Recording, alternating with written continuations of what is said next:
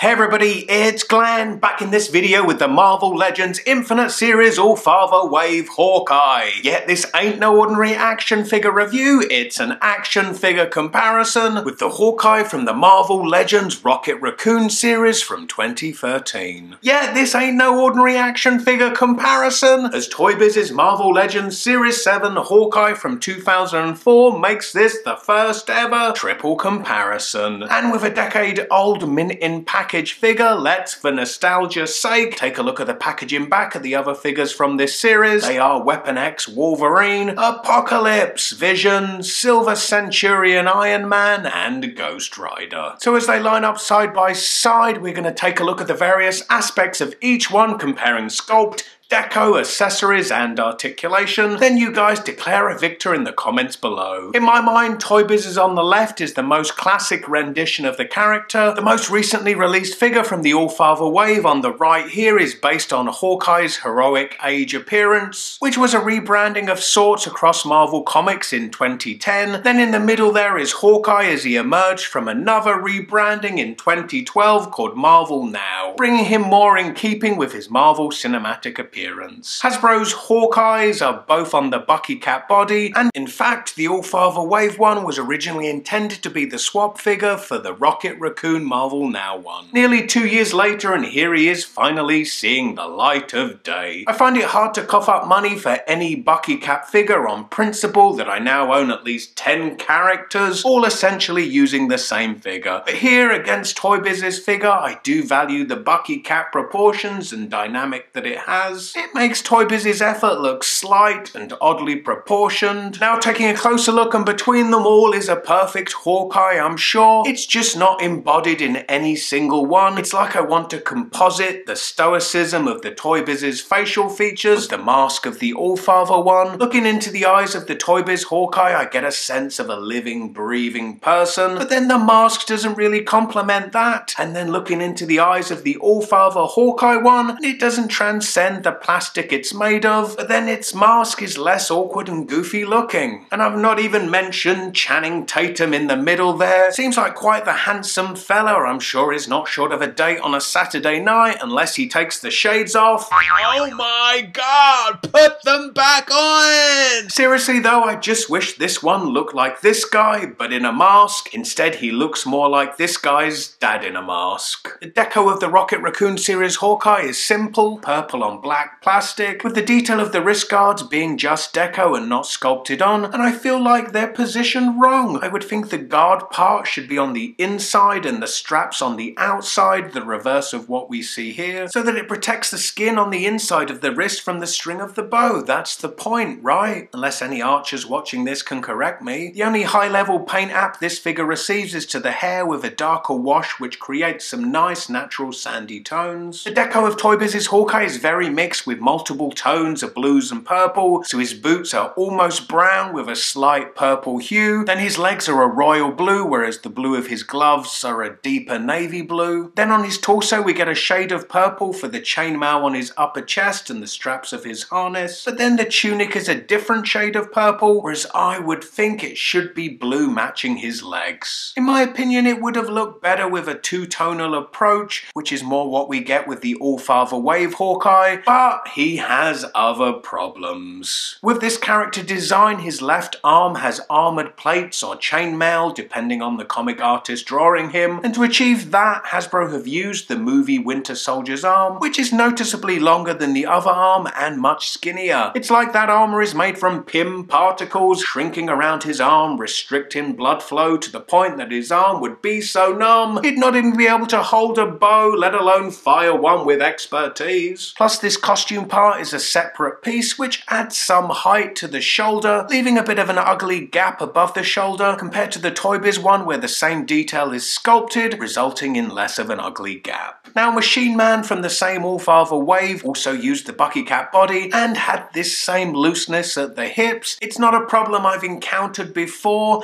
and I never mentioned it with Machine Man as I assumed it was just a one-off. But now I have it here with Hawkeye 2. I'm not sure why this is happening now, but Hasbro, please stop it. Now moving on to accessories, and here this comparison will quickly become a one-horse race. Toy Biz's Hawkeye came with a removable quiver come backpack. It has some arrows fixed in the back of it. The quiver fits on over the arm and head. Hasbro's two Hawkeyes share differently decoed versions of the same, more traditional looking quiver. They fit into the back of each figure. The arrows you see there in the quivers are fixed in there. I believe these quivers are inherited from an earlier Avengers movie Hawkeye figure, as are these bows. These are flat plastic pieces with no deco, and the strings of the bows are cast as the same plastic piece. The fit into their hands is not the best, yet they look better like this in a casual bow holding pose than they do trying to look like they're firing them, as you'll see shortly. But before then, I just have to say I really don't like the lavender plastic bow. To me, that's more in the realm of the likes of Kim Kardashian coordinating the colour of her purse to her dress. I suppose, like a purse, I guess weapons are accessories, but I don't like seeing them in fashion complementary colours. I mean, I imagine Hawkeye's bow is custom made, in which case he said the words to whoever made it. Yes, I'd like it to be coloured purple, you know, to match my costume. Alternatively, the Toy Biz bow seems more like a weapon, as it's rendered with a metallic silver deco, and further still is more like a bow, as it has an actual string. Plus arrows to go with it. 6 of them, all with unique arrow heads, each representing a different of his trick arrows. Not sure exactly what each one is, but one could be an explosive arrow, another a smoke arrow, perhaps a sonic arrow is among them. Then the gold one on the far left looks like an anal beads arrow. Then this is my favourite, the arrow head with Ant-Man mounted on it, recreating this classic cover with this figure coming with a reprint of this very comic. Then the ends of the arrows have notches, which mean they can actually be fired, and surprisingly far, probably a range of about 6 feet. And the bang for your buck doesn't stop there, as he also comes with his Sky Cycle, his personal hover vehicle that comes in handy for keeping up with the likes of Iron Man, and his more super-powered colleagues. The stand for the Sky Cycle is detachable and has a posable hinge, allowing for the base of it to be wall-mounted, or as is the case here, mounted to the side of my display shelf. Here lined up with their bows, you can see the give of the string makes a big difference when it comes to posing, yet some of that difference also comes in the articulation, so let's now look at that. The heads of each rotate, they're able to look down this much, and then up this much. They all have ab crunches which move this far forward and this far back. The Toy Biz one slightly less so,